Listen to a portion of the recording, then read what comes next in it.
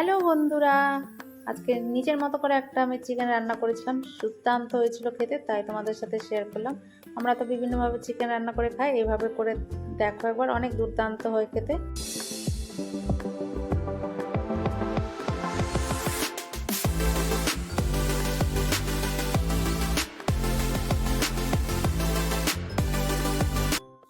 So বন্ধুরা, চলো ভিডিওটা স্টার্ট করছি।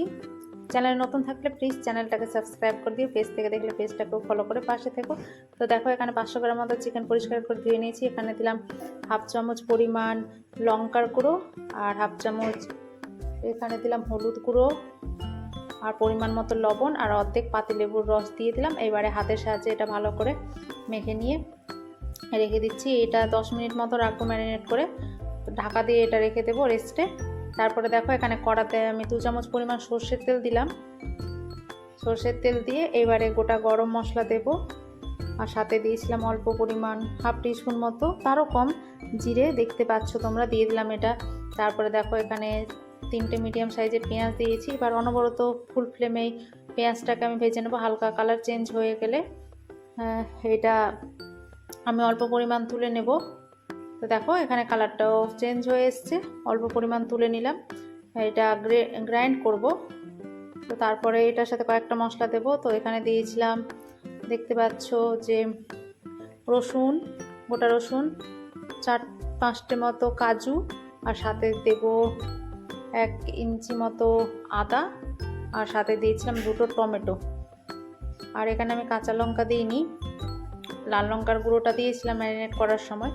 এটা গ্রাইন্ড করে নিলাম। এবারে পেঁয়াজের সাথে ভালোভাবে মিশিয়ে নিয়ে এটা লো টু মিডিয়াম ফ্লেমে ভাজবো। তার সাথে দেখো, এখানে দিয়ে দিলাম কাশ্মীরি লঙ্কার গুঁড়ো, হাফ চামচ পরিমাণ ধনে গুঁড়ো, হাফ চামচ পরিমাণ জিরে গুঁড়ো, আর আমি লবণটাও দিয়েছিলাম, বাট দেখাতে ভুলে গেছি, লবণটাও দিয়েছি।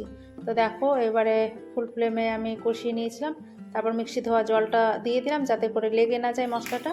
আর দিয়েছিলাম কয়েক কোয়া এখানে রসুন, গোটা রসুন। তারপর ম্যারিনেট করা চিকেনটা দিয়ে দিলাম।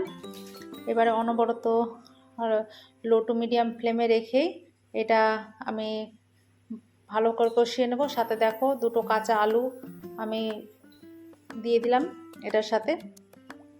তারপর ঢাকা দিয়ে এটাকে আমি রান্না করব 3-4 মিনিটের মতো। তারপর দেখো কি সুন্দর জলটা শুকিয়ে গেছে, আর তেলটাও রিলিজ হয়ে গেছে মশলা থেকে। খুব সুন্দর মশলাটা এভাবে করে নিতে হবে, একটু টাইম নিয়ে কষিয়ে নিতে হবে। তারপর দেখো, কষানো হয়ে গেছে। তারপর পরিমাণ মতো জল দিলাম। আবারও এটাকে ঢেকে আমি কিছুক্ষণ রান্না করব, যাতে করে খুবই সফটভাবে চিকেনটাও নরম হয়ে যায়, আর মশলাগুলো বেশ ভালোভাবে চলে আসে চিকেনের ভেতরে টেস্ট। তারপরে দেখো হয়ে গেছে। উপর থেকে দিয়ে দিলাম কসুরি মেথি, আবার নাড়িয়ে এবারে ফ্লেমটা অফ করে দেব। চলো এটা সার্ভ করে নিই। খুব দুর্দান্ত টেস্টের হয়, আর একটু স্পাইসি হয়, আরও বেশি ভালো লাগলে চিকেন কষা। রেসিপিটা না খুব দারুণ হয় খেতে। একবার অবশ্যই ট্রাই করে কমেন্টস বক্সে জানাবে যে কেমন হয়েছিল। আমার তো এখনও জিভে লেগে রয়েছে টেস্টটা, আমি আবারও নেক্সট টাইম বানিয়ে খাবো। তো যাই হোক, ভিডিওটা তোমাদের সাথে শেয়ার করলাম। যদি ভিডিওটা ভালো লেগে থাকে প্লিজ সবার মাঝে শেয়ার করে দিও। আবারও দেখাচ্ছি নতুন রেসিপির সাথে। সবাই ভালো থাকবে। এখনকার